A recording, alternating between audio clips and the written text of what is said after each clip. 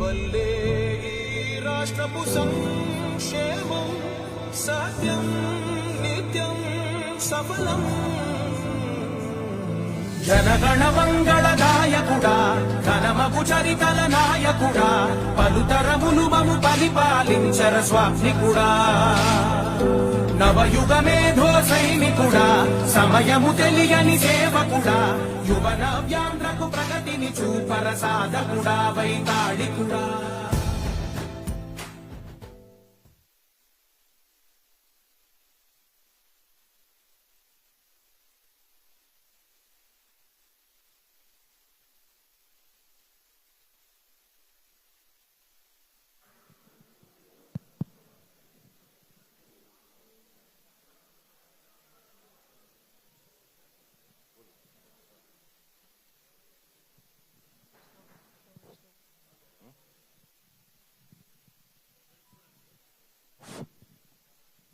జోహార్ ఎన్టీఆర్, జోహార్ ఎన్టీఆర్, జోహార్ NTR.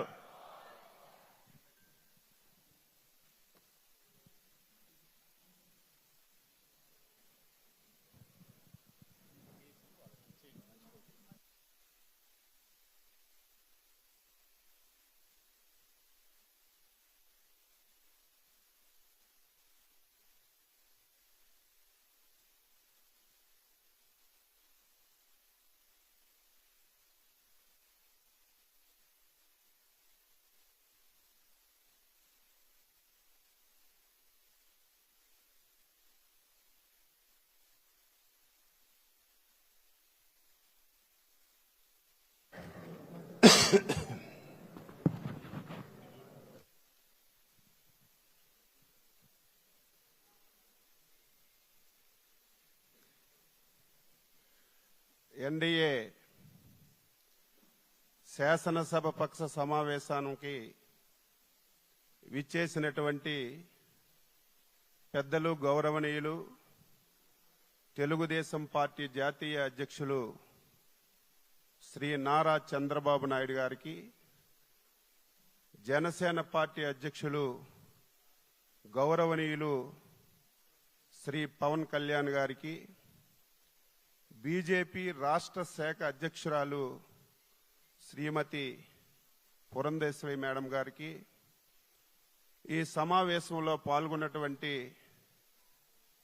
Telugu Desam party, Janasena, BJP నా తోటి శాసనసభ్యులందరికీ పేరు పేరున శిరస్సు వంచి హృదయపూర్వకమైనటువంటి నమస్కారాలు తెలియజేస్తున్నాను. దేశ చరిత్రలో ఆంధ్రప్రదేశ్ ఏర్పడిన తర్వాత ఇటువంటి అద్భుతమైనటువంటి విజయం ఇంతవరకు ఎప్పుడు మనం చూడలేదు. అటువంటి విజయాన్ని మనం సాధించాం. ఆ విజయానికి కారకులైనటువంటి అధ్యక్షులు చంద్రబాబు నాయుడు గారికి, ప్రధానమంత్రి మోడీ గారికి, పవన్ కళ్యాణ్ గారికి, పురంధేశ్వరి మేడం గారికి మరొకసారి హృదయపూర్వకంగా శిరస్సు వంచి నమస్కారాలు తెలియజేస్తున్నాను. అద్భుతమైన విజయం సాధించామని ఆనందం మనకున్నా సరే, మనందరిపైన గురుతరమైనటువంటి బాధ్యత కూడా ఉంది అని మనందరం కూడా ఒక్కసారి గుర్తుపెట్టుకోవాలని చెప్పి సందర్భంగా తెలియజేస్తున్నాను. ఈ విజయానికి సహకరించినటువంటి 5 కోట్ల మంది ప్రజానీకానికి, తెలుగుదేశం, బీజేపీ, జనసేన కార్యకర్తలకి, నాయకులకి ఈ సమావేశం ద్వారా శిరస్సు వంచి నమస్కారాలు తెలియజేస్తూ ఈరోజు తెలుగుదేశం పార్టీ శాసనసభ పక్ష నాయకుడిగా శ్రీ నారా చంద్రబాబు నాయుడు గారిని ఏకగ్రీవంగా ఎన్నుకున్నట్లు ప్రకటిస్తున్నాను. మీరందరూ కూడా మీ యొక్క హర్ష ఆమోదాన్ని తెలియజేసి తెలుగుదేశం శాసనసభ్యులందరూ నిల్చొని ఒకసారి మీరు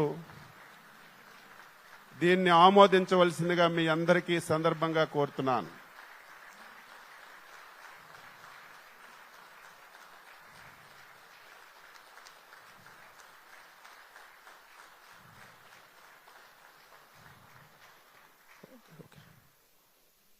ఇప్పుడు జనసేన అధ్యక్షులు ప్రతిపాదించుంటారు అంటే ఎన్డీ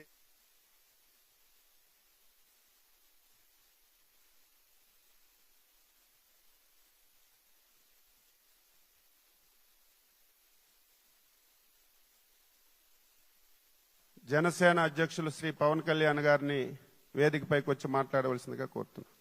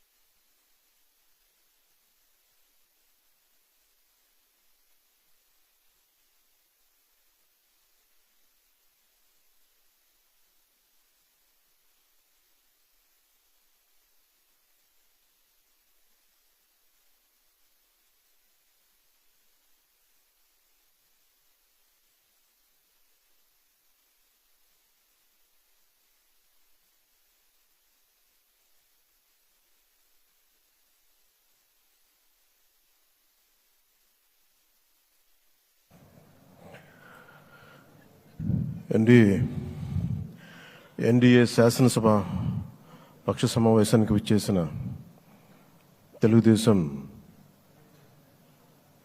ఎమ్మెల్యేలకి, జనసేన ఎమ్మెల్యేలకి, భారతీయ జనతా పార్టీ ఎమ్మెల్యేలకి మనస్ఫూర్తిగా మీ అందరికీ నా హృదయపూర్వక నమస్కారాలు. మీ అందరికీ నా హృదయపూర్వక స్వాగతం తెలియజేసుకుంటున్నాను. వేదిక పైన తెలుగుదేశం రాష్ట్ర అధ్యక్షులు, మన తెలుగుదేశం పార్టీ రాష్ట్ర అధ్యక్షులు శ్రీ అచ్చెన్నాయుడు గారికి, భారతీయ జనతా పార్టీ అధ్యక్షురాలు శ్రీమతి దగ్గుపాటి పురంధేశ్వర గారికి నా హృదయపూర్వక నమస్కారాలు. తాడేపల్లిగూడెం సభలో నేను చెప్పినట్టుగా ఒక దార్శనికులు, 4 దశాబ్దాల సుదీర్ఘ అనుభవం, ఎన్నో ఒడిదుడుకులను ఎదుర్కొన్న తెలుగుదేశం జాతీయ పార్టీ అధ్యక్షులు శ్రీ నారా చంద్రబాబు నాయుడు గారికి నా హృదయపూర్వక నమస్కారం.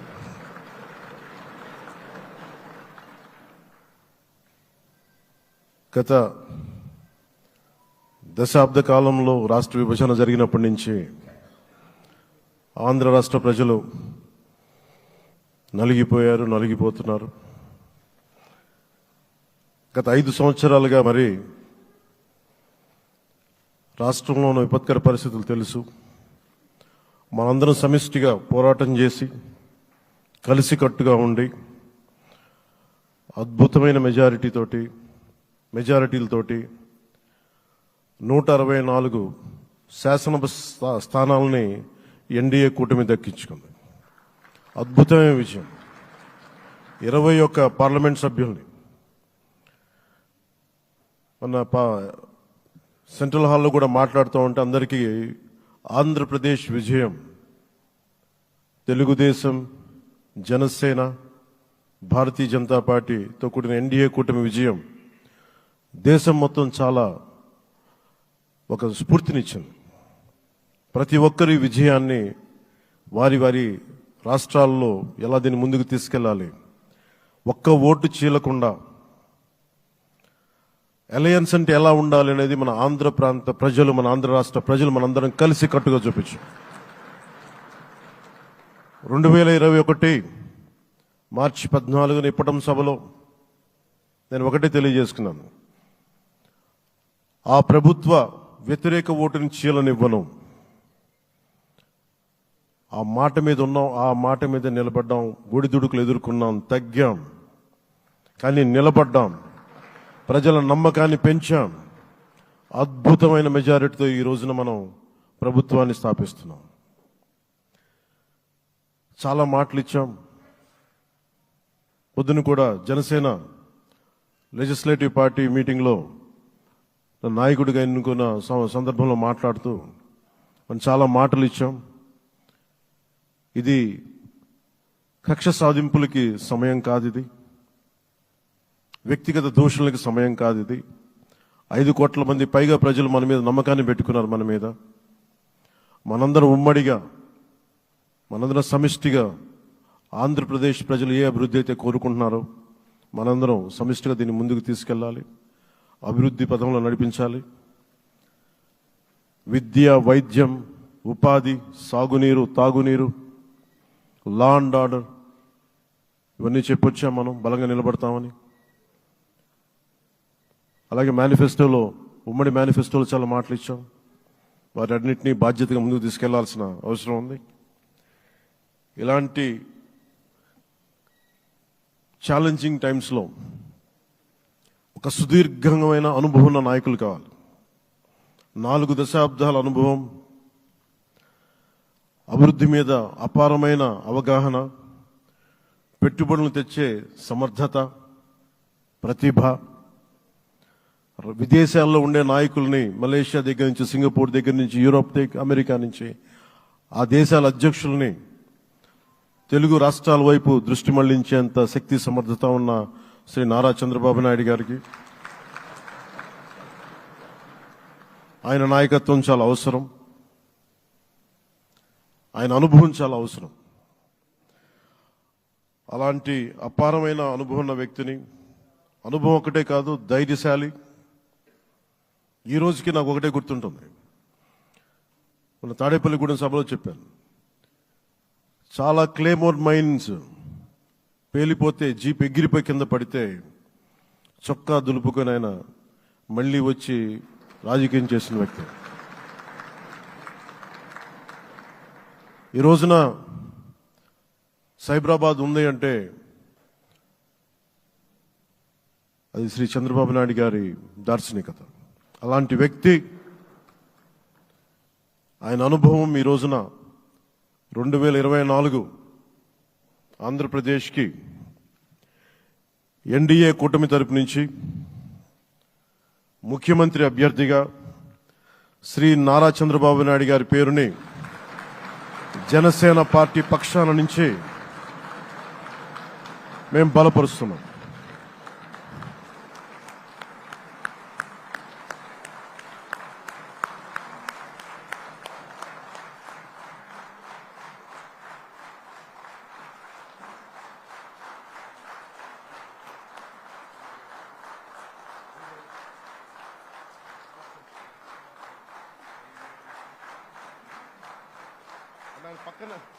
ఇది నేను ఆయన పక్కన పెట్టుకుని చెప్పాలి.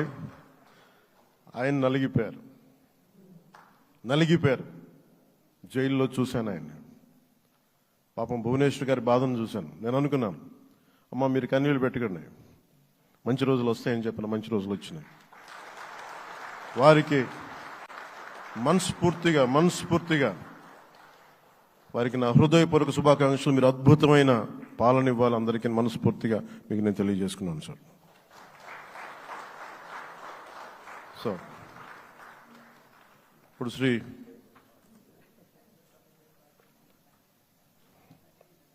భారతీయ జనతా పార్టీ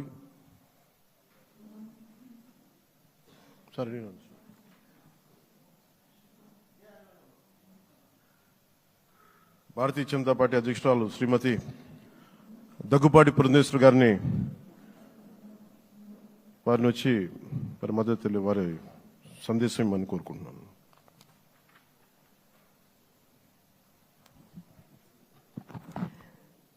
సభాయ నమః అంటూ సభాసదస్సుకు నమస్కరిస్తూ, సభాధ్యక్షులు సోదరులు అచ్చెన్నాయుడు గారికి, పెద్దలు నారా చంద్రబాబు నాయుడు గారికి, సోదరులు పవన్ కళ్యాణ్ గారికి, వేదిక ముందున్నటువంటి భారతీయ జనతా పార్టీ, తెలుగుదేశం, జనసేన ప్రజలచే ఎన్నుకోబడినటువంటి మీ అందరికీ పేరు పేరున ముందుగా నా నమస్కారాలు నేను తెలియజేస్తున్నాను. అనూహ్యమైనటువంటి విజయాన్ని మనం సాధించడం జరిగింది. పవన్ కళ్యాణ్ గారు మాట్లాడుతున్నటువంటి సందర్భంలో తెలియజేశారు. ఏ విధంగా ఢిల్లీలో మేము కూర్చున్నటువంటి సందర్భంలో ఆంధ్ర రాష్ట్రంలో జరిగినటువంటి ఎన్నిక జరిగిన తీరు మాత్రమే కాదు, 3 పార్టీల మధ్య ఏర్పడినటువంటి సమన్వయం ఒక రకంగా యావత్ భారతదేశానికి కూడా ఇది ఒక ఎగ్జాంపుల్గా నిలవాలి అని చెప్పి ఢిల్లీలో మాట్లాడుకున్నటువంటి మాట. అటువంటి సందర్భంలో కేవలం ఇక్కడ ఉన్నటువంటి నాయకులకి మాత్రమే కాకుండా ఈ 3 పార్టీలకి సంబంధించినటువంటి ప్రతి కార్యకర్తకి పేరు పేరున నేను శిరస్సు వంచి నా నమస్కారాలు తెలియజేస్తున్నాను. అదేవిధంగా తెలుగు ప్రజలు గడిచిన 5 సంవత్సరాల కాలంలో వారు ఎదుర్కొన్నటువంటి సమస్యలు, ఒక విధ్వంసకర పాలన, విద్వేషపూరిత పాలన, కక్షపూరితమైనటువంటి పాలన ఎదుర్కొన్నటువంటి సందర్భంలో అభివృద్ధి అన్న పదానికి అసలు అర్థం లేకుండా పోయినటువంటి నేపథ్యంలో సంక్షేమం, నిజమైనటువంటి సంక్షేమం అన్నది ప్రజలు దూరమైనటువంటి సందర్భంలో విసిగి వేసారిపోయినటువంటి ప్రజలందరూ కూడా మనం ఊహించలేదు. ఇంతటి ఘనమైన విజయం మనం సాధించగలమని చెప్పి మనం ఊహించలేదు. ఖచ్చితంగా అధికారంలోకి వస్తాము అనేటువంటి భావన ప్రతి ఒక్కరిలో ఉన్నప్పటికీ, ప్రతి నాయకుడికి వచ్చినటువంటి మెజారిటీని ఒక్కసారి మనం చూసినట్లయితే ప్రజలు ఒక కసితోటి ఎట్లాగైనా సరే ఈ యొక్క ప్రజా వ్యతిరేక పాలనకి అంతం పొందించాలి, జగన్మోహన్ రెడ్డి అనేటువంటి ఒక రాక్షసుడు ఎవరైతే పరిపాలిస్తున్నారో ఇంటికి పంపించాలి అనేటువంటి భావన ఏదైతే వారి మనసులో కరుడుగట్టి ఉన్నదో అది వారు బయటికి చెప్పకనే వారు ఓటు మాధ్యమంగా తెలిపినటువంటి నేపథ్యంలో వారందరికీ కూడా, తెలుగు ప్రజలందరికీ కూడా నా ధన్యవాదాలు నేను తెలియజేస్తున్నాను. ఒక పక్క అనూహ్యమైనటువంటి విజయం అని చెప్పి మనం అందరం చాలా సంతోషపడినప్పటికీ, రెండవ పక్కన మనం ఈ విజయం నుండి నేర్చుకోవాల్సినటువంటి పాఠాలు కూడా ఉన్నాయి అని చెప్పి గ్రహించవలసినటువంటి అవసరం ఉన్నది అని చెప్పి గట్టిగా విశ్వసిస్తున్నాను నేను. ఎందుకంటే ఎప్పుడైతే రాష్ట్ర అభివృద్ధిని మనం పట్టించుకోకుండా ప్రజల్ని నిజమైనటువంటి సంక్షేమానికి ఎప్పుడైతే మనం దూరం చేస్తామో, మాకు తెలుసు ఏ విధంగా నిర్ణయం చేయాలి అని చెప్పి ప్రజలు ఈ ఎన్నికల్లో ఓట్ల మాధ్యమంగా వారు మనకి ఒక హెచ్చరిక ఇచ్చారు అని చెప్పి నేనైతే భావిస్తున్నటువంటి నేపథ్యం. కనుక ఈ యొక్క అనూహ్యమైనటువంటి విజయాన్ని, ఈ పరిణామాన్ని మనం గెలిచాము, అధికారంలోకి వచ్చాము అనేటువంటి భావన కన్నా ప్రజాహిత పాలనని, సుపరిపాలనని ఏ విధంగా ప్రజలకు అందించాలి అనేటువంటి విషయం మీద ఖచ్చితంగా మనం అందరం కూడా దృష్టి కేంద్రీకరించవలసినటువంటి ఆవశ్యకత చాలా ఉంది. ఆ సందర్భంలో ఈ 3 పార్టీల యొక్క కలయిక, ఒక్కసారి 3 పార్టీల యొక్క ఆలోచన విధానాన్ని కనుక మనం తరిచి చూసినట్లయితే భారతీయ జనతా పార్టీ ఆది నుండి కూడా ఎప్పుడైతే భారతీయ జనతా పార్టీ ఏర్పడిందో ఆనాటి నుండి కూడా సబ్కే సాత్ సబ్కా వికాస్ అనేటువంటి ఒక సంకల్పంతో ముందుకు వెళ్తున్నటువంటి వైనం మనందరికీ తెలుసు. అదేవిధంగా నందమూరి తారక రామారావు గారు తెలుగుదేశం పార్టీని స్థాపిస్తున్నటువంటి సందర్భంలో సమాజమే దేవాలయం, పేదవాడే దేవుడు అనేటువంటి ఒక విశ్వాసంతో ప్రజల మధ్యకు వచ్చినటువంటి నేపథ్యం. అదేవిధంగా జనసేన ఆవిర్భావం చూసినా కూడా సమాజంలో ఎక్కడైనా సరే పేదవాడికి, సాధారణ పౌరుడికి గనక అన్యాయం జరిగినట్లయితే గళం విప్పి ప్రశ్నిస్తాము అంటూ ముందుకు వచ్చినటువంటి నేపథ్యం. కనుక ఈ మూడు పార్టీల యొక్క ఆవిర్భావం, వారి యొక్క ఆలోచన విధానం చూసినట్లయితే ఒకే దిశలో ఒకే రకంగా ఉన్నటువంటి విషయాన్ని మనం గమనించాలి. అంటే సమాజంలో ఉన్నటువంటి సాధారణ పౌరుడికి న్యాయం చేయాలి, పేదవాడికి నిజమైనటువంటి సంక్షేమాన్ని అందించాలి అనేటువంటి లక్ష్యం ఈ మూడు పార్టీలకు ఉన్నటువంటి సందర్భంలో ఈ మూడు పార్టీల యొక్క కలయిక నిజంగా ఒకంత ఆలస్యమైనా కూడా ఇది రాష్ట్రానికి చాలా అవసరమైనటువంటి కలయిక అని చెప్పి నేను భావిస్తున్నాను. మరి నేను అనేక సందర్భాల్లో చెప్తూ ఉంటాను, ఈ మూడు పార్టీల యొక్క కలయిక చూసినప్పుడు ఒక త్రివేణి సంగమాన్ని మనం చూస్తున్నట్టుగా మనం భావించవలసినటువంటి నేపథ్యం. ఒక పక్క చంద్రబాబు నాయుడు గారి స్ఫూర్తి, చంద్రబాబు నాయుడు గారి యుక్తి, రెండవ పక్క నరేంద్ర మోడీ గారి స్ఫూర్తి, అదేవిధంగా పవన్ కళ్యాణ్ గారి శక్తి. ఈ మూడింటి కలయికే ఇవాళ రాష్ట్ర ప్రజల ముందు ఈ యొక్క అలయన్స్ గా, కూటమిగా ముందుకొచ్చినటువంటి విషయాన్ని మనం అందరం కూడా గమనించవలసినటువంటి అవసరం చాలా ఉంది.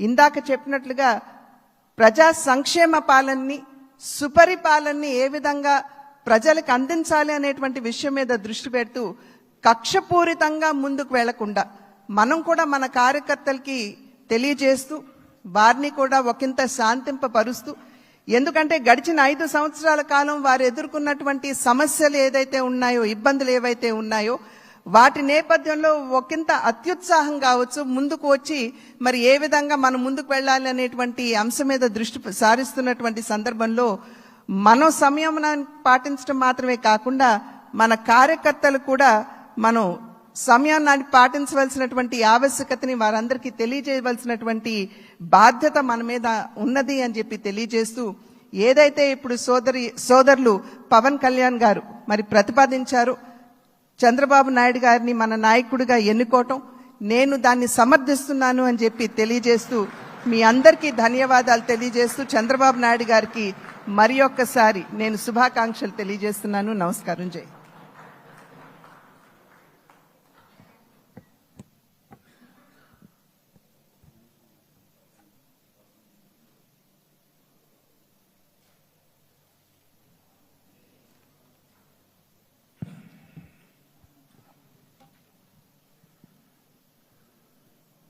ఇప్పుడు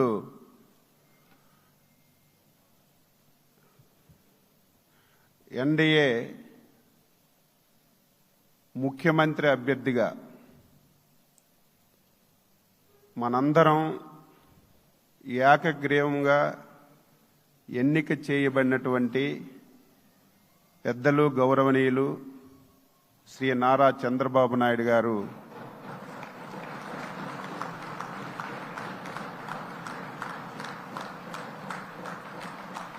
మనందరికీ ధన్యవాదాలు చెప్తూ ప్రసంగించవలసిందిగా కోరుతున్నా.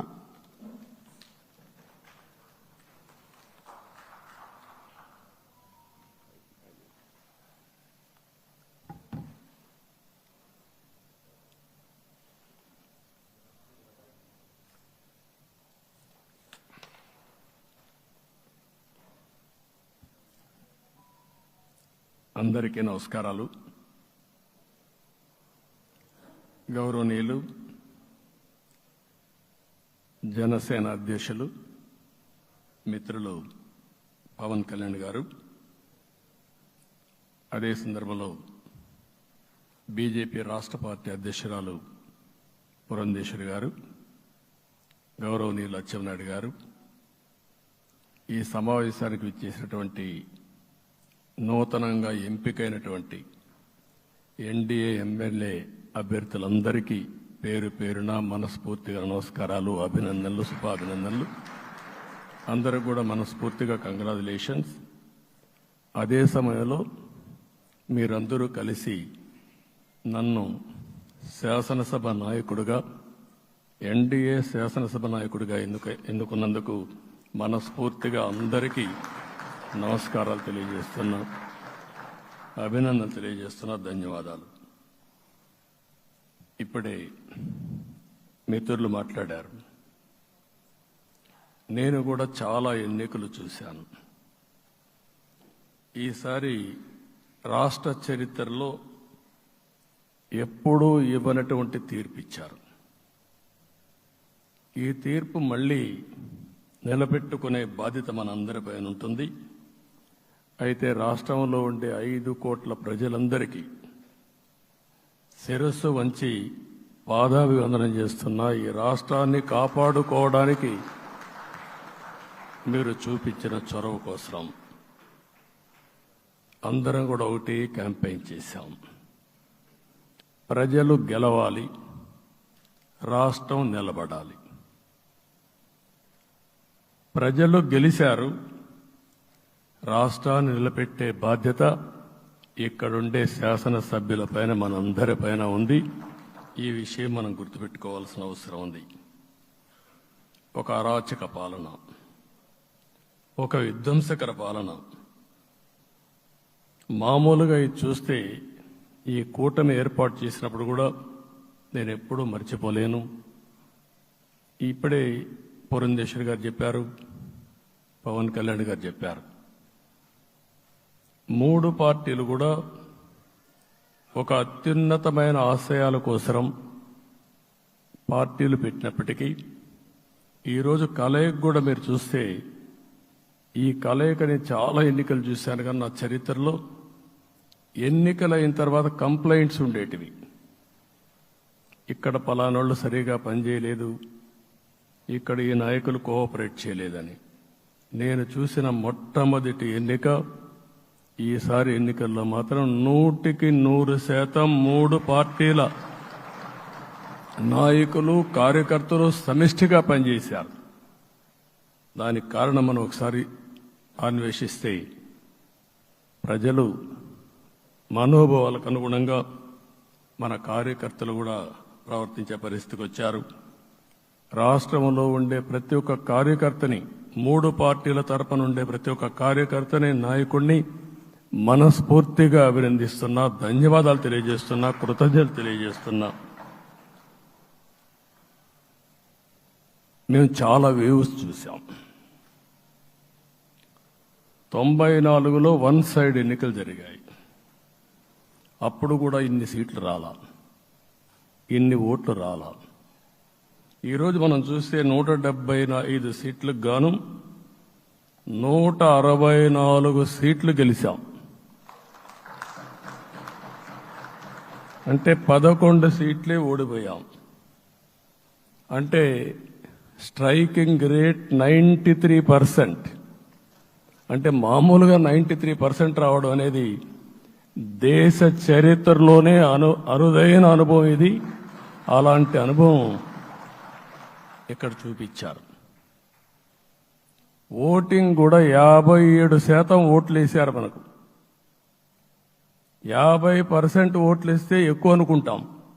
అలాంటిది 57% ఆవరేజ్గా ఈ రాష్ట్ర ప్రజానీకం మనల్ని ఆశీర్వదించారంటే మనలో ఎంత బాధ్యత పెరిగిందో మనం ఒక్కసారి గుర్తుపెట్టుకోవాల్సిన అవసరం ఉంది. జిల్లాల వారిగా, పార్లమెంట్ల వారిగా విశ్లేషిస్తే శ్రీకాకుళం క్లీన్ స్వీప్ 7కు 7 గెలిచాం. విజయనగరం అన్నీ గెలిచాం. అరకు 2-3 ఎన్నికల్లో మనం గెలవకుండా ఈసారి ఎన్డీఏ అభ్యర్థులు చూస్తే 7కు 5 గెలిచాం. మన దురదృష్టం పార్లమెంట్ పోయింది. అక్కడి నుంచి వైజాగ్ 7కు 7 గెలిచాం. అనకాపల్లి 7కు 7 గెలిచాం.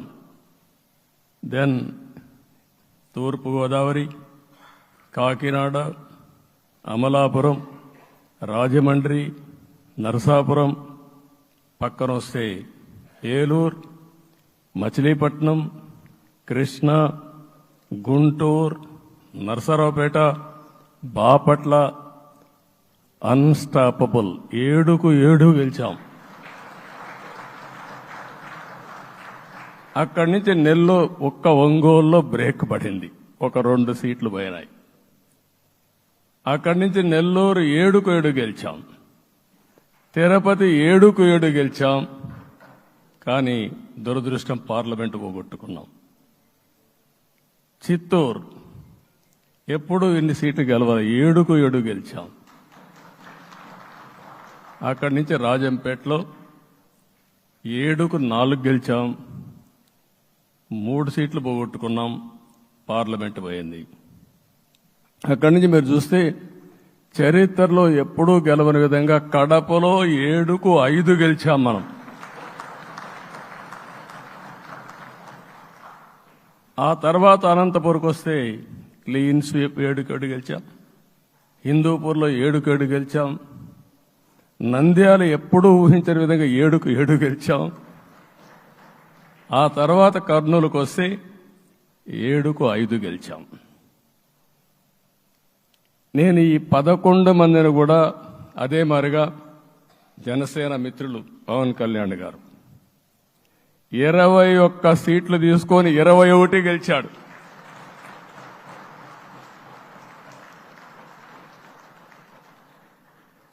బీజేపీ 10 సీట్లు తీసుకుంటే 10 గెలిచారు, 8 గెలిచారు. అంటే 10కి 8 గెలవడం అనేది ఒక చరిత్ర. ఆ 2 సీట్లు కూడా కొన్ని ప్రత్యేకమైన కారణాల వల్ల ఓడిపోయాం తప్ప ఇంకోటి కాదు. అంటే ఇక్కడ ఒక లెసన్ మనందరికీ అర్థమైంది ఏంటంటే, అభ్యర్థులు గట్టిగా నిలబడుకున్న ప్రతి ఒక్క చోట ప్రజలు మనల్ని ఆశీర్వదించారు, గెలిపించారు. ఇదే ఈ యొక్క ఎన్నికల్లో మనందరం గుర్తుపెట్టుకోవాల్సిన ఒక ప్రత్యేకమైన విషయం. నేను చాలాసార్లు ఎన్నికలైన తర్వాత సమీక్షలు చేసుకున్నాం, కానీ ఇలాంటి విజయం, ఎలాంటి సాటిస్ఫాక్షన్ ఎప్పుడూ లేదు. దీనికి కారణం ప్రజలు మన మీద నమ్మకం పెట్టుకున్నారు. పార్లమెంట్ ఎన్నికల్లో కాదు, అసెంబ్లీ ఎన్నికల్లో చూస్తే 95,000 ఓట్ల మెజారిటీతో గెలిపించారు. గాజువాక 95,000 ఓట్ల మెజారిటీతో గెలిపించారు. ఈ విషయాలు నేను పవన్ కళ్యాణ్ గారు ఢిల్లీకి వెళ్ళినప్పుడు, పురంధేశ్వరి గారు వచ్చినప్పుడు, ఈ రాష్ట్రంలో ఇచ్చిన మ్యాండేట్ వల్ల ఢిల్లీలో మమ్మల్ని అందరూ గౌరవించే పరిస్థితికి వచ్చారు. మీ గెలుపు వల్ల ఈరోజు ఆంధ్రప్రదేశ్ రాష్ట్ర ప్రతిష్ట పెరిగింది, గౌరవం పెరిగింది. మనకు కూడా గౌరవం పెంచుకునే పరిస్థితికి వచ్చాం. అయితే ఇక్కడ ఒక విషయం మనం గుర్తుపెట్టుకోవాల్సింది, ఎంపిక చేసినప్పుడు అన్ని విషయాలు మేము కూలంకుషంగా ఆలోచించాం. ఏ సీటు ఏ అభ్యర్థులు ఏ పార్టీ తీసుకుంటే గెలుస్తారో ఆలోచించాం. ఒకసారి అవి నేను చాలాసార్లు చూసినప్పుడు సీట్ల ఎంపికలో చాలా సమస్యలు వచ్చేటివి. మొట్టమొదటిసారిగా మొన్న ఎంపికల్లో కూడా చిన్న చిన్న సమస్యలు తప్ప ఎక్కడా పెద్ద సమస్యలు రాలేదు. అంటే మేమందరం కూడా ఒకటి ఆలోచించాం, గెలిపే ధ్యేయంగా పనిచేయాలి. కాబట్టి ఏ సీట్లో ఎవరు సీట్ ఇస్తే వాళ్ళు గెలుస్తారో ఆ సీట్లే ఇచ్చాం. అదే సమయంలో సీట్లు ఇచ్చిన తర్వాత ప్రతి ఒక్కరూ గౌరవించి గెలిపించే బాధ్యతకు వచ్చారు. ఇంకొక పక్కన ఈరోజు మిమ్మల్ని అందరినీ ఇప్పుడే పవన్ కళ్యాణ్ గారు చెప్పినట్టు వారి యొక్క సమయ స్ఫూర్తిని నేను ఎప్పుడూ మర్చిపోలేను.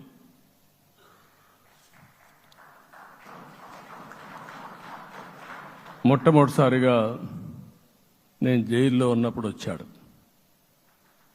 వచ్చినప్పుడు నన్ను పరామర్శించాడు. బయట వచ్చి ఈ రాష్ట్రం అంత మునుపు చెప్పినా అంత మునుపు అనేక సందర్భాల్లో ప్రభుత్వ వ్యతిరేక ఓటు చీలకూడదని చెప్పారు. కానీ నన్ను చూసి బయటికి వెళ్ళిన తర్వాత ఈరోజు తెలుగుదేశం జనసేన పొత్తు పెట్టుకుంటున్నామని చెప్పిన మొదటి వ్యక్తి పవన్ కళ్యాణ్ గారు. అప్పటికే బీజేపీతో పొత్తుంది. అయితే ఒక మాట చెప్పాడు, బీజేపీతో పొత్తుంది, బీజేపీ, తెలుగుదేశం, జనసేన 3 పార్టీలు కలిసి పోటీ చేస్తామని కూడా చెప్పి మళ్ళీ ఆ ప్రయత్నం చేసి కడాన రాష్ట్ర ప్రయోజనాల దృష్ట్యా బీజేపీ, తెలుగుదేశం, జనసేన పొత్తు పెట్టుకున్నాం. మనస్ఫూర్తిగా ఆయన అభినందిస్తున్నా. ఆ రోజటి నుంచి ఎలాంటి పొరపక్షాలు లేకుండా కలిసి పనిచేశారు. మాకు కొన్ని అనుమానాలు ఉండేటివి. ఓటు ట్రాన్స్ఫర్ అవుతుందా లేదా, ఓటు ట్రాన్స్ఫర్ కాకపోతే ఎక్కడన్నా సీట్లు నష్టపోతామని. అందుకే మీరు ఒకసారి చూస్తే ఎన్నికలు మొత్తం సెట్ అయింది, నామినేషన్స్ వేసాం, ముందుకెళ్ళాం. అదే సమయంలో మొట్టమొదటిసారిగా కొవ్వూరులో 3 పార్టీల నాయకులు కలిసి, నేను, పవన్ కళ్యాణ్ గారు, పురంధేశ్వరి గారు, ముగ్గురం కలిసి ఫస్ట్ మీటింగ్ అడ్రస్ చేశాం. అక్కడి నుంచి 6 జిల్లాల్లో మేమిద్దరం కలిసి తిరిగాం. బీజేపీ నాయకులు కలిసి వచ్చారు. ఆ తర్వాత మొట్టమొదటిసారిగా అమిత్ షా గారు ఏదైతే అనంతపూర్లో ధర్మవరం కాన్స్టిట్యున్సీకి వచ్చారు. నేను మొన్న నేషనల్ మీటింగ్లో కూడా చెప్పాను. ఆయన వచ్చినప్పుడు చాలా స్పష్టంగా ఎందుకు మేము పొత్తు పెట్టుకున్నామనే విషయాలు చెప్తూ ఈ ప్రభుత్వ అవినీతిని ఎండగట్టారు, సూటిగా మాట్లాడారు. ఆ ఒక్క మీటింగ్తో రాష్ట్రం మొత్తం ఒక నమ్మకం వచ్చింది. బీజేపీ కూడా పూర్తిగా ఈ కూటమిని సపోర్ట్ చేస్తున్నారనే కాకుండా ఈ రాష్ట్రానికి ఏ అవసరం ఉందో చెప్పగలిగారు. అది అయిన తర్వాత ప్రధానమంత్రి గారు వచ్చారు. మొట్టమొదటి మీటింగ్ మీరు చూస్తే ఇక్కడనే రాజమండ్రిలో పెట్టారు. రాజమండ్రిలో స్పష్టత ఇచ్చారు, దేని అనకాపల్లిలో స్పష్టత ఇచ్చారు. తర్వాత రాజంపేటలో మాట్లాడుతూ చాలా క్లియర్గా చెప్పారు. ఇదే విజయవాడకు వచ్చినప్పుడు రోడ్ షో పెడితే నా జీవితంలో ఎప్పుడూ చూడలేదు, ప్రధానమంత్రి గారు కూడా అదే చెప్పారు, బ్రహ్మాండమైన రోడ్ షో విజయవాడలో జరిగిందని ప్రధానమంత్రి గారు కూడా అభినందించే పరిస్థితికి వచ్చారు. ఇవన్నీ కలయికే మన విజయం. ఈ విషయం మనం గుర్తుపెట్టుకోవాల్సిన అవసరం ఉంది. మీరు కష్టపడ్డారు. నేను చాలా ఎన్నికల్లో చూశాను. అందరూ అభ్యర్థులు కూడా ఈ ఎన్నికల్లో కష్టపడిన విధానం కానీ ఇంత కష్టం నేను ఎప్పుడూ చూడలేదు. ఒక్క మాటలో చెప్పాలంటే ప్రతి ఒక్కరూ మనసు పెట్టి పనిచేశారు. అందుకే ఈ గెలుపు వచ్చిందని చెప్పి కూడా నేను మీకు తెలియజేస్తున్నా. మీ అందరి సహకారంతో రేపు ప్రమాణ స్వీకారం చేస్తున్నాను. దానికి మీ అందరికీ ధన్యవాదాలు. రేపు ప్రమాణ స్వీకారానికి నరేంద్ర మోడీ గారు ప్రధానమంత్రిగా వారు వస్తున్నారు. అదే మరిగా ఎన్డీఏ నాయకులు వస్తున్నారు. ఇది ఒక అరుదైన అనుభవం. అంటే నేను 4వసారి ముఖ్యమంత్రిగా ప్రమాణ స్వీకారం చేస్తున్నాను కానీ ఈసారి దీనికి ఉండే ప్రాధాన్యత, ప్రజలు మన మీద పెట్టుకున్న నమ్మకం, నష్టపోయారు, ఇబ్బందులు పడ్డారు, మన మీద హోప్ పెట్టుకున్నారు. తిరిగి నేను ఒక్కడినే చేసే కార్యక్రమం కాదు. అందరం సమిష్టిగా మళ్లీ ప్రజలకు రుణం తీర్చుకునే సమయం ఆసన్నమైంది. దానికి ఈ రాష్ట్రానికి పూర్తిగా కేంద్ర సహకారం అవసరం. నిన్న పోయినప్పుడు కూడా నేను చాలా స్పష్టంగా కేంద్ర నాయకత్వాన్ని కోరాను. అటు అమిత్ షా గారిని, అదే మరి ప్రధానమంత్రి గారిని అందరినీ కోరాం. పూర్తిగా సహకరిస్తామని వారు హామీ ఇచ్చారు. దానికి మనందరి తరపున కేంద్రంలో ఉండే ప్రధానమంత్రి నరేంద్ర మోడీ గారిని, అదే మరిగా అమిత్ షా గారిని, కేంద్ర నాయకత్వాన్ని, అదే మరిగా బీజేపీ దేశ అధ్యక్షుడైనటువంటి నేషనల్ ప్రెసిడెంట్ గారి నడ్డా గారిని మనస్ఫూర్తిగా అభినందిస్తున్నానని చెప్పి కూడా నేను మీకు తెలియజేస్తున్నాను. ఈరోజు 40 సంవత్సరాలుగా రాజకీయాల్లో ఉన్నాను. నేను ఎప్పుడు కూడా రాగద్వేషాలకు అతీతంగా రాజ్యాంగంలో ఏదైతే మనం ప్రమాణం చేస్తామో రాజ్యాంగాన్ని అనుసరించి అదే విధంగా పనిచేశాను. మళ్ళీ ఈరోజు మీ అందరికీ హామీ ఇస్తున్నాం. నాకు అలవాటు ప్రజల కోసం కష్టపడడం, అవిశ్రాంతంగా పనిచేయడం, పోరాటాలు మాత్రమే నాకు తెలుసు. ప్రజాహితం మాత్రం తెలుసు. తప్పకుండా దాన్ని నిలబెట్టుకుంటా. ఇన్ని దశాబ్దాలుగా కూడా ప్రతి అడుగు కూడా మీరు ఒకసారి చూస్తే ప్రతి ఆలోచన, తపన అన్నీ కూడా ప్రజల కోసమే చేశాం. ఈరోజు మనకిచ్చింది ప్రజల అధికారం కాదు. ఇది ఒక పవిత్రమైన అత్యున్నతమైన బాధ్యత మనకు అప్పచెప్పారు. ఈ విషయం అనుక్షణం ప్రతి ఒక్కరూ మనం గుర్తుపెట్టుకోవాల్సిన అవసరం ఉంది. నేను 14 సంవత్సరాలు దగ్గర ముఖ్యమంత్రిగా ఉన్నాను. 15 సంవత్సరాలు ప్రతిపక్ష నాయకుడిగా పనిచేశాను. ఎన్నో సవాళ్లు చూశాను, ఎన్నో సంక్షోభాలు చూశాను. ప్రతి ఒక్క సంక్షోభాన్ని ఒక అవకాశంగా మలుచుకుని ముందుకు పోయాం.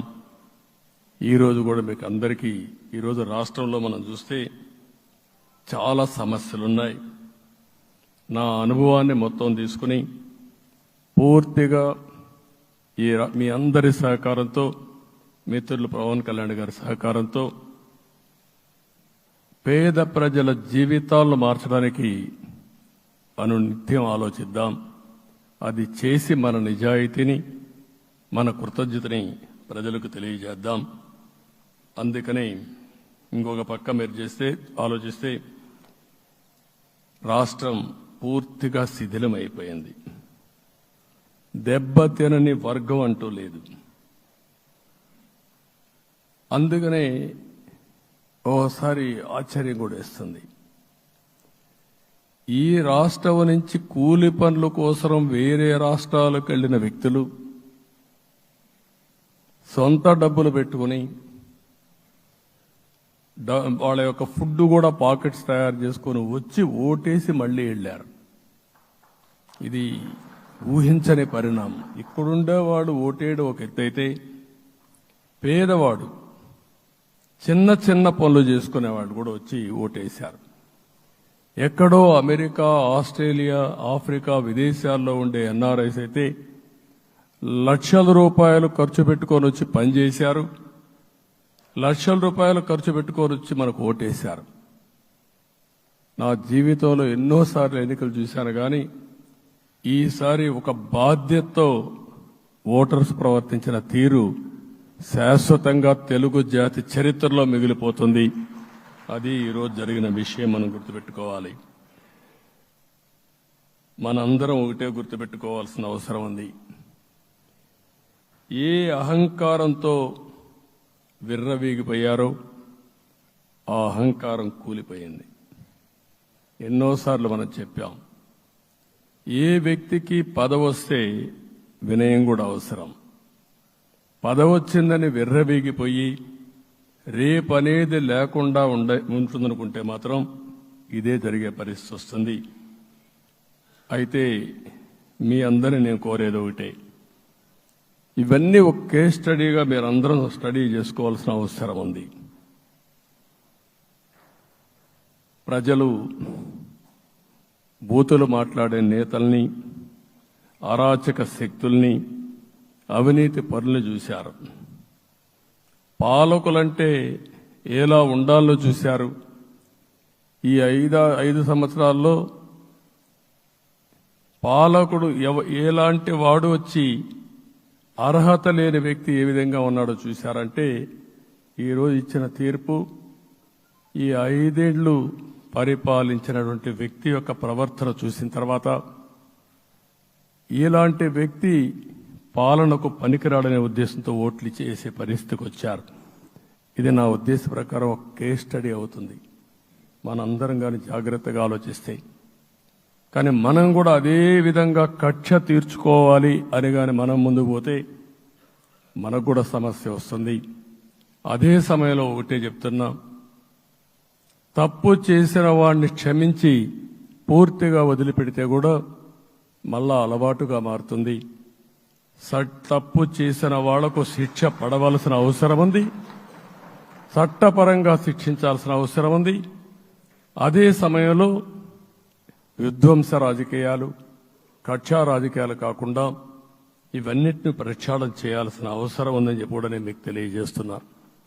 ఇంకొక పక్క 5 ఏళ్లలో ఎన్నో సంవత్సరాలు చూశాను కానీ కార్యకర్తలపైన దాడులు, హింసా రాజకీయాలు, అక్రమ కేసులు, వేధింపులు, కడాన సోషల్ యాక్టివిస్టులు కూడా ఇష్టానుసారంగా కేసులు పెట్టి హెరాస్ చేస్తే నిద్రపోకుండా వాళ్ళు కాపాడుకున్నాం. ఇంకొక పక్కన అన్ని పార్టీలకు 3 పార్టీలకు అనుభవం ఉంది. ఈరోజు మీరు చూస్తే ప్రాణాలు తీస్తూ అరాచకంగా ప్రవర్తిస్తూ తెలుగుదేశం పార్టీలో ఒక ఉదాహరణ చూసినప్పుడు అన్ని పార్టీలకు వర్తిస్తుంది. ఏదైతే మన పార్టీకి వ్యతిరేకంగా నేను ఆ పేర్లు చెప్పకూడదు కాబట్టి చెప్పలేదు, కానీ స్లోగన్ ఏమంటే కడాన మెడ మీద కత్తున్న జై తెలుగుదేశం అంటూ ప్రాణాలు వదిలిపెట్టే పరిస్థితికి వచ్చారు. ఇది ఊహించని పరిణామాలు ఇవన్నీ. ఇప్పుడు కూడా కళ్ల ముందర తిరిగే పరిస్థితి వస్తుంది. అందుకే ఈరోజు మనందరం కూడా ఇవన్నీ గుర్తుపెట్టుకొని, నాకు జరిగిన అవమానాలు చూశారు. నేను అందుకే మా కుటుంబానికి జరిగిన అవమానంతో నేను కూడా భరించలేక బయట వచ్చినప్పుడు ఒకటే శపథం చేసి వచ్చాను. ఆ శపథం, ఇది గౌరవ సభ కాదు, ఇది కౌరవ సభ. ప్రజాక్షేత్రంలో గెలిచి మళ్లీ ఈ సభను గౌరవ సభగా చేసి అడుగు పెడతానని చెప్పి శపథం చేసి బయట వచ్చాను. ఓసారి ఇవన్నీ చరిత్ర. ఆ శపథాన్ని ప్రజలు గౌరవించారు. గౌరవించిన ప్రజల్ని నిలబెట్టే బాధ్యత మనందరిపైన ఉంది. సభను కూడా ఎన్నోసార్లు పవన్ కళ్యాణ్ గారు చెప్పారు, భవిష్యత్తులో ఆంధ్రప్రదేశ్ శాసనసభని ఒక గౌరవ సభగా చేసి ప్రజా సమస్యల్ని చర్చిస్తామని చాలా స్పష్టంగా చెప్పారు. అలాంటి బ్రహ్మాండమైన వాతావరణం క్రియేట్ అవుతుంది. దానికి ఒక శాసనసభాపక్ష నాయకుడిగా నేను హామీ ఇస్తున్నా. మళ్లీ ఈ సభను గౌరవ సభగా, ఈరోజు మన పరిపాలన ప్రజా పరిపాలన, ప్రజా ప్రభుత్వంగా మనం ముందుకు పోవాల్సిన అవసరం ఉంది. ముందుకు పోతామని చెప్పి కూడా నేను మీకు తెలియజేస్తున్నా. ఇంకా కిందికి డెప్త్కి వెళ్తే గవర్నమెంట్లో ఏముందో ఇప్పటికి తెలియదు, ఎంత అప్పు ఉందో తెలియదు, ఎక్కడెక్కడ తెచ్చారో తెలియదు. ఇవన్నీ కూడా డెప్త్కి వెళ్ళినప్పుడు ఎన్ని లక్షల కోట్ల అప్పు ఉంది, ఏదేది తాకట్టు పెట్టారు, ఆర్థిక వ్యవస్థ ఏ విధంగా చిన్నాభిన్నం అయిపోయింది, ఇవన్నీ కూడా అధ్యయనం చేసుకోవాల్సిన అవసరం ఉంది. ఇరిగేషన్ రంగాన్ని పూర్తిగా నిర్వీర్యం చేశారు. రాష్ట్రానికి అతి ముఖ్యమైన ప్రాజెక్టు పోలవరం. కేంద్రం క్లియర్గా పోలవరానికి సహకరించారు. నాకు ఇప్పుడు కూడా జ్ఞాపకం ఉంది, 2014 కంటే ముందు నేను ముఖ్యమంత్రి అయ్యాను, ఎంపికయ్యాను, ఢిల్లీకి వెళ్ళాను. ఢిల్లీకి వెళ్ళినప్పుడు 7 మండలాలు తెలంగాణలో ఉన్నాయి. పోలవరం ముంపుకు గురి అయ్యే 7 మండలాలు తెలంగాణలో ఉన్నాయి. ఆ 7 మండలాలు అక్కడుంటే జూన్ 2వ తారీఖున నోటిఫికేషన్ వస్తే ఆ తర్వాత తెలంగాణ అనుమతి ఉంటే తప్ప, పునరావాసానికి ఒప్పుకుంటే తప్ప మనం పోలవరం కట్టే పరిస్థితి లేదు. ఆ రోజు రాజ్నాథ్ సింగ్ గారు పార్టీ అధ్యక్షుడు. అదే మాదిరిగా ఆ రోజు వెంకయ్యనాయుడు గారు కూడా యాక్టివ్గా ఉన్నారు. నేను ఒకటే కోరాను, ప్రజలు నన్ను ఎంపిక చేసుకున్నారు, ఇక్కడ మనం ఎన్డీఏ వచ్చింది, ఈ ప్రాజెక్టు పూర్తి కావాలంటే ఆ 7 మండలాలు ఆంధ్రప్రదేశ్ రాష్ట్రానికి ఇస్తే తప్ప పూర్తి కాదు. మీరు 7 మండలాలు ఇవ్వకపోతే నేను ప్రమాణ స్వీకారం చేయను, నాకు ఈ పదవి వద్దని ఆ రోజు చాలా స్పష్టంగా చెప్పాను. ఇది ఎప్పుడు కూడా చరిత్రలో ఎప్పుడు జరగని విషయం. ఆ రోజు ప్రధానమంత్రి గారు నరేంద్ర మోడీ గారు ఇవన్నీ ఆలోచించి ఫస్ట్ క్యాబినెట్ మీటింగ్లో పెట్టి ఒక ఆర్డినెన్స్ ఇచ్చి ఆ 7 మండలాలు ఆంధ్రప్రదేశ్కి ఇచ్చి తర్వాత పార్లమెంట్ సమావేశాలు పెట్టుకున్నారంటే అది ఒక చరిత్ర. అంటే ఆ రోజు కానీ కేంద్రంగా 7 మండలాలు ఇవ్వకపోయుంటే పోలవరం ప్రాజెక్టు ప్రారంభమయ్యేది కాదు. అన్ని కష్టాలు పడి మళ్లీ డబ్బులన్నీ కోర్టులో ఉండే కేసులన్నీ విత్డ్రా చేయించి అన్నీ చేయించాం. 72% పనులు పూర్తి చేశాం. ఈరోజు మళ్లీ మొదటికి వచ్చింది. డయాఫామ్ వాల్ పూర్తిగా కొట్టుకోబోయే పరిస్థితికి వచ్చింది, డ్యామేజ్కి అయ్యే పరిస్థితి వచ్చింది, ఎక్కడుందో తెలియని పరిస్థితి. మళ్లీ కేంద్ర సహకారంతో రాష్ట్రానికి అతి ముఖ్యమైన ప్రాజెక్టు పోలవరం, దీన్ని పూర్తి చేసే బాధ్యత, దీన్ని పూర్తి చేసి నదుల అనుసంధానం చేసి మన అందరం ప్రతి ఒక్క ఎకరాకు నీళ్లు ఇవ్వగలిగితే దానికంటే బ్రహ్మాండమైన కార్యక్రమం ఏమీ ఉండదు. వ్యవసాయ రంగం స్టెబిలైజ్ అవుతుంది. ఇది సాధించడానికి అన్ని విధాలా కష్టపడతామని చెప్పి కూడా నేను మీకు తెలియజేస్తున్నాను. ఇంకొక పక్క వ్యవసాయ రంగం పూర్తిగా సంక్షోభంలో పడిపోయింది. రైతులు అప్పుల పాలయ్యారు. 5 ఏళ్లలో 9 సార్లు కరెంటు ఛార్జీలు పెంచారు. ఈ విధంగా ఇవన్నీ కూడా ఇంకొక పక్క మీరు చూస్తే అమరావతి 10 సంవత్సరాల తర్వాత మన రాజధాని ఏదంటే చెప్పుకోలేని పరిస్థితి. ఇప్పటికి కూడా మనకు గుర్తొచ్చేది ప్రజావేదిక విధ్వంసం. అలాంటి దుర్మార్గమైన కార్యక్రమాలు జరిగాయి. ఇవన్నీ కూడా గుర్తు చేసుకుంటూనే కక్షపూరిత రాజకీయాలు కాకుండా కన్స్ట్రక్టివ్ పాలిటిక్స్ కి మనం ముందుకు పోవాల్సిన అవసరం ఉంది. అందుకే ఈరోజు నేను ఒకటే మీ అందరికీ హామీ ఇస్తున్న, మీ ద్వారా ప్రజలందరికీ, మనది ప్రజాప్రభుత్వం.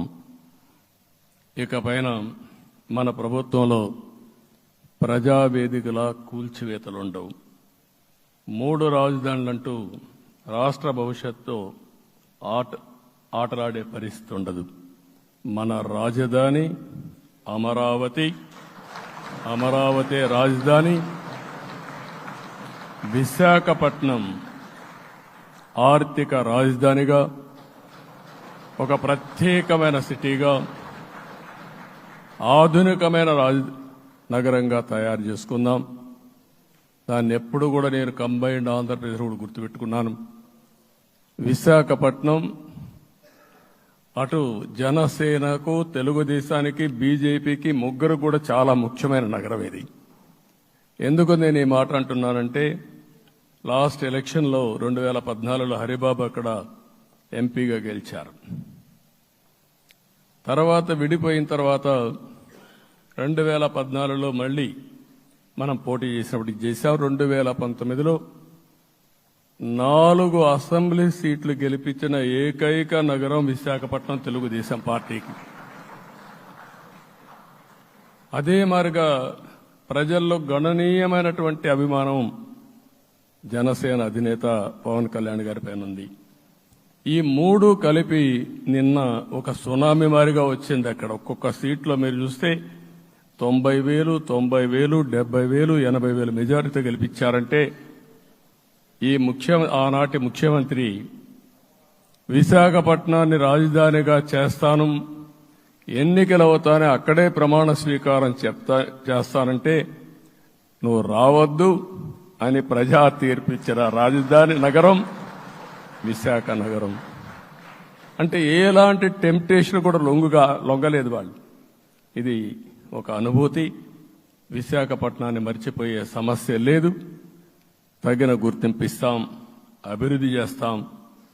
ఇంకొక పక్క కర్నూలుని కూడా ఇదే మాదిరిగా చెప్పి కర్నూలుని జ్యుడిషియల్ క్యాపిటల్గా చేస్తామని కడాన ఏమీ చేయకుండా వదిలిపెట్టినటువంటి వ్యక్తి. ఈరోజు మీరు ఒక్కసారి గుర్తుపెట్టుకోవాల్సింది, నేను చాలా ఎన్నికలు చూశాను కానీ రాయలసీమలో వన్ సైడ్ ఎన్నికలు జరిగాయి. బ్రహ్మాండంగా ఓట్లేశారు. ఓట్లేయడమే కాదు, ఊహించినటువంటి మెజార్టీస్ ఇచ్చారు. ఇది నేను కొంచెం భయపడ్డాను బిగినింగ్లో, కానీ ఊపు చూసిన తర్వాత మాత్రం అనిపించింది అందరూ ఎక్స్పెక్ట్ చేశారు రాయలసీమలో కొంచెం ఇబ్బంది ఉంటుందని. అలాంటి రాయలసీమ తిరుగుబాటు చేసే పరిస్థితికి వచ్చింది. దానికి కూడా మనందరి మీద బాధ్యత ఉంది. కర్నూలుని అన్ని విధాలా అభివృద్ధి చేసే బాధ్యత Telugu Desam party, Janasena, BJP, NDA కూటమి తీసుకుంటామని కూడా హామీ ఇస్తున్నాను. ఈ 3 సిటీలే కాకుండా మొత్తం అన్ని జిల్లాల్ని సమభావంతో ఆలోచించి మనం ముందుకెళ్దాం. ఇంకొక పక్క మనలో ఏ కోశాన కూడా అహంకారం ఉండకూడదు, అరాచకం అనేది ఎక్కడా కనిపించకూడదు. ఈ రాష్ట్రంలో అశాంతికి చోటు అనేది లేకుండా ముందుకు పోవాల్సిన అవసరం ఉంది. రాష్ట్ర ప్రజలందరికీ హామీ ఇస్తున్నా, సీఎం వస్తున్నాడంటే చెట్లు కొట్టేయడం, లేకపోతే రోడ్లు మూసేయడం, షాపులు బంద్ చేయడం, పరదాలు కట్టుకోవడం అవన్నీ ఉండవు. సీఎం కూడా ఒక మామూలు మనిషిగానే వస్తా, అందరితో కలిసి ఉంటాం. నేను సీఎంగా ఉన్నా మా మిత్రుడు పవన్ కళ్యాణ్ గారు ఏ హోదాలో ఉన్నది కూడా రేపు అనౌన్స్ చేసుకుంటాం. మేమందరం కూడా సామాన్యమైన వ్యక్తులుగానే వస్తాం మీ దగ్గరికి, మీలో ఒక వ్యక్తిగా ఉంటాం. మాకు హోదా సేవ కోసరం తప్ప పెత్తనం కోసరం కాదు. ఆ విషయం ప్రజలందరికీ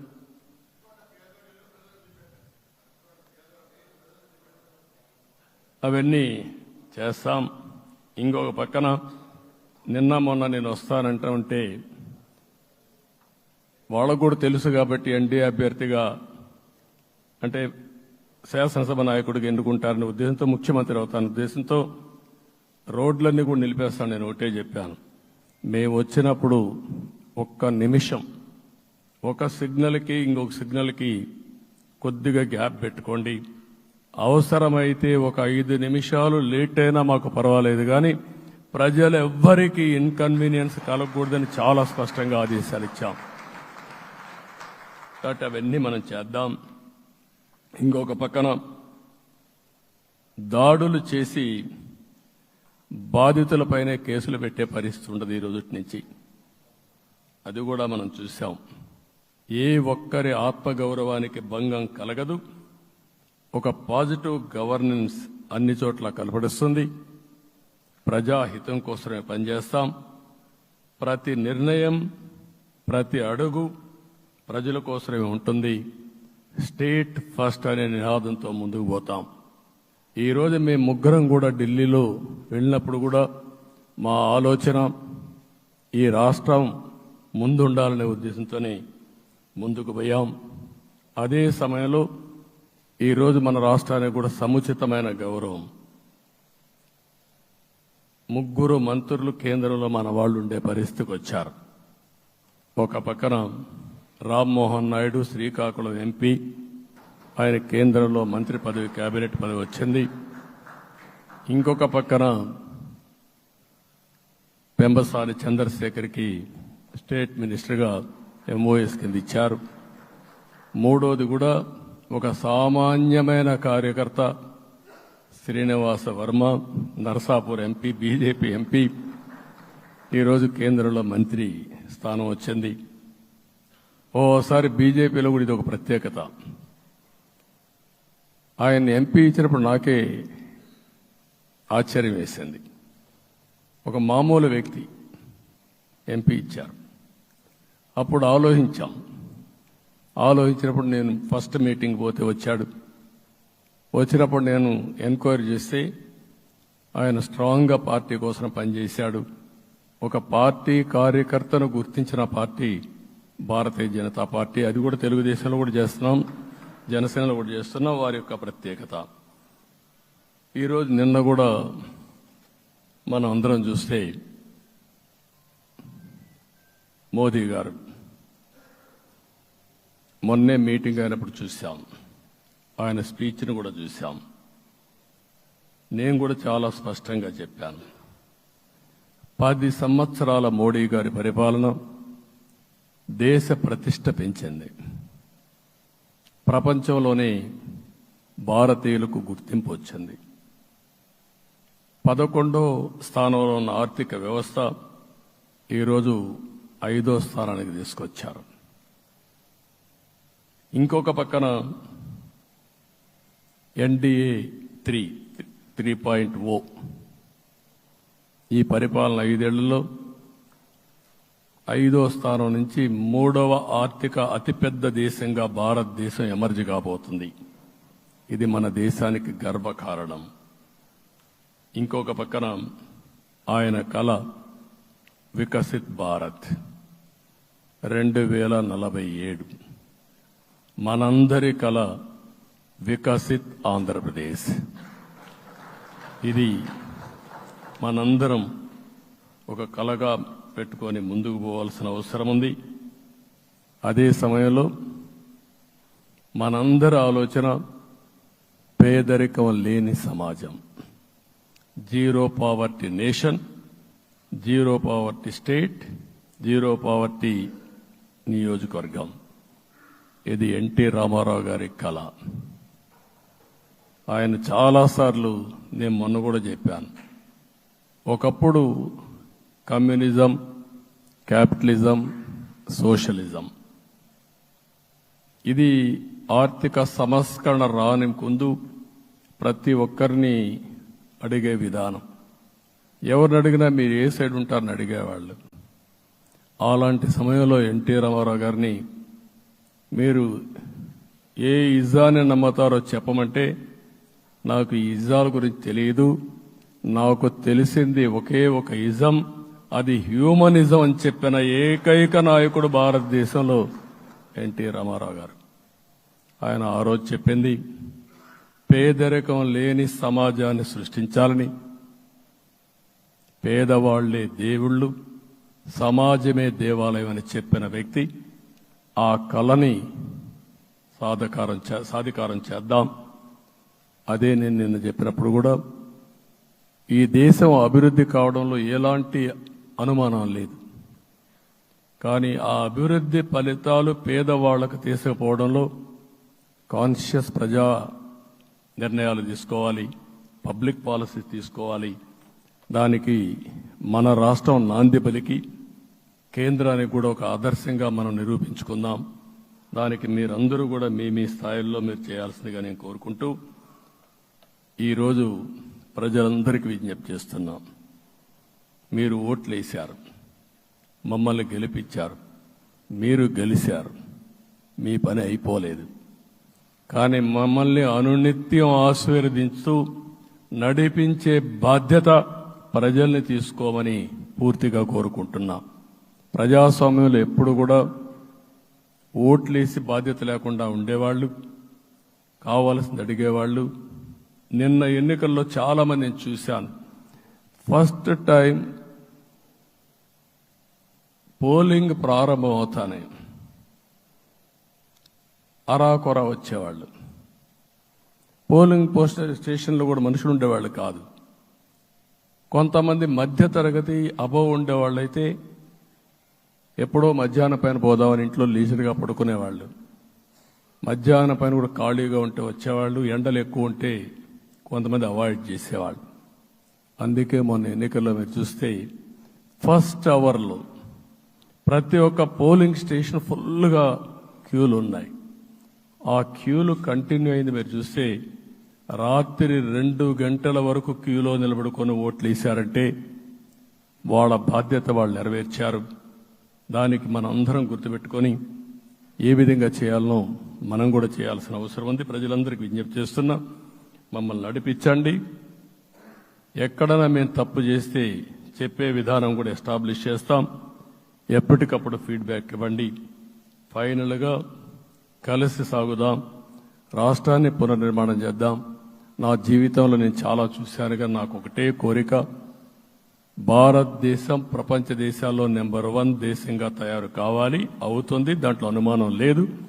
2047కి ప్రపంచంలో భారతదేశం మొదటి స్థానం బాగా పనిచేసుకుంటే, లేకపోతే 2వ స్థానంలో మనం ఉంటాం. అదే సమయంలో ప్రపంచం మొత్తం భారతీయులు నెంబర్ 1 స్థానంలో ఉంటారు. అది నరేంద్ర మోడీ గారి కళ. అది డెఫినెట్గా జయప్రదం అవుతుందని నేను ప్రగాఢంగా విశ్వసిస్తున్నా. ఇందులో నా స్వార్థం కూడా ఉంది. తెలుగు జాతి ప్రపంచంలోనే నెంబర్ 1గా ఉండాలనేది మన కోరిక. ఇప్పటికీ మీరు చూస్తే హైయెస్ట్ పర్ క్యాపిటా ఇన్కమ్ ప్రపంచంలో ఏ దేశంలోకి వెళ్ళా భారతీయులు సంపాదిస్తున్నారు. అందులో అగ్రస్థానంలో తెలుగు వాళ్ళు ఉన్నారు. అదే సమయంలో ఈ రాష్ట్రాన్ని నెంబర్ 1గా చేయాలనే సంకల్పం మనందరికీ ఉండాల్సిన అవసరం ఉంది. ఇది అసాధ్యం కాదు. ఈ రోజు ఉండే పరిస్థితిని సవరిస్తూనే మళ్లీ నిర్మాణాత్మకంగా వెళ్తే ఒక నిర్దిష్టమైన సమయం ప్రకారం ఆంధ్రప్రదేశ్ రాష్ట్రాన్ని నెంబర్ 1 చేసుకునే అవకాశం ఉంటుంది. అదే సమయంలో జీరో పావర్టీ. మన ఆలోచనలన్నీ కూడా ఒకటే మీరు ఆలోచించుకోవాలి. ఎవరైతే పేదవాళ్ళు ఉన్నారో, పేదవాళ్ళలో నిరుపేదలు ఉన్నారో దానిపైన దృష్టి పెట్టాలి. దీనికి కూడా ఒక కార్యక్రమాన్ని మనం తీసుకుంటా అని చెప్పి తెలియజేసుకుంటూ, మరొకసారి ఇది ఒక అరుదైన అనుభవం, నా జీవితంలో మరిచిపోలేనటువంటి ఘట్టం. దీనికి మిమ్మల్ని అందరినీ ఎన్డీఏ అభ్యర్థిగా ముఖ్యమంత్రిగా నన్ను ఎంపిక చేసిన ఎన్డీఏ ఎమ్మెల్యేలందరినీ పేరు పేరున మనస్ఫూర్తిగా అభినందిస్తూ, మరొకసారి బాధ్యత ఈ రోజు నుంచి ఇంకా ఎక్కువైంది. నిన్నటి వరకు ఈ రాష్ట్రంలో ప్రతి ఒక్కరికి నిద్ర లేని రాత్రులే, నా ఒక్కడికే కాదు. ఇప్పుడు తలుసుకుంటే ఓసారి బాధ వేస్తుంది. ఆ బాధపడిన రోజులు చూసుకుంటే, ఒక వ్యక్తిని జైల్లో పెట్టినప్పుడు నాకు 40 రోజుల నుంచి 90 రోజులు 100 రోజులు పట్టేది మళ్ళా బయట తేవాలంటే. మళ్ళా జైల్లో ఏం చేస్తారో తెలియదు. అక్కడి నుంచి ఇంకా ప్రెషర్ మౌంటప్ చేసుకుంటూ వచ్చాం. ఆ త్యాగం చేసిన రోజులను ఒకసారి గుర్తుపెట్టుకుంటూ, సఫర్ అయిన ప్రతి ఒక్కరిని, పార్టీ కార్యకర్తలనే కాకుండా ప్రజలను కూడా గుర్తుపెట్టుకొని, సోషల్ యాక్టివిస్టులు గుర్తుపెట్టుకొని ఈ రాష్ట్ర పునర్నిర్మాణం కోసం ముందుకు పోదామని తెలియజేసుకుంటూ, మరొకసారి మీ అందరికీ మనస్ఫూర్తిగా అభినందనలు తెలియజేసుకుంటూ, నన్ను పూర్తిగా బలపరిచినటువంటి మిత్రుడు పవన్ కళ్యాణ్ గారికి, అదే మరిగా బీజేపీ నాయకత్వానికి, పురంధేశ్వరి గారు ఇక్కడ నేను చూశాను. మేమిద్దరం, వారు ఎంపీ అభ్యర్థిగా ఉన్నప్పటికీ ఎప్పుడో కంప్లైంట్ చేసినా లేకుంటే కోఆర్డినేషన్ ప్రాబ్లం వచ్చినా ఇమీడియట్గా స్పందించి వారు కూడా కోఆర్డినేట్ చేశారు. అందరూ కూడా ఎక్కడా పొరపచ్చాలు లేకుండా మనస్ఫూర్తిగా చేశాం కాబట్టి ఈ గెలుపు సాధ్యమైంది. ఈ గెలుపుకు సహకరించిన ప్రతి ఒక్క నాయకుడికి, ప్రతి ఒక్క పార్టీకి, ప్రతి ఒక్క కార్యకర్తకి, ప్రజలందరికీ కూడా పేరు పేరున మనస్ఫూర్తిగా నమస్కారాలు తెలియజేసుకుంటూ మీ అందరి దగ్గర సెలవు తీసుకుంటున్నాను. జై హింద్, జై హింద్.